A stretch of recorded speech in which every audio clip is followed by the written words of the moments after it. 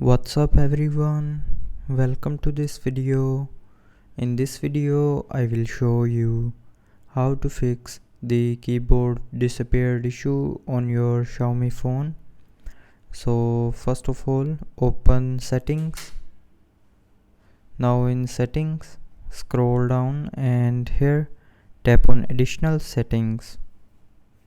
Now in additional settings, tap on languages and input, and then tap on manage keyboards, and from here check if the keyboard that you want to use is turned on or not. So if it's turned off, then tap on its button to turn it on, and then from the pop tap on OK to confirm. Now after turning on, go back and tap on current keyboard, and from here select the keyboard that you want to use. And after selecting the keyboard disappeared issue will be fixed. But if you are still facing the issue, then try restarting your phone.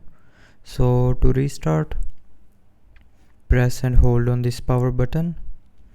Now swipe down this circle, and when the circle gets green, then you can lift up your finger from the screen to restart your phone. Now after restarting, the keyboard disappeared issue will be fixed.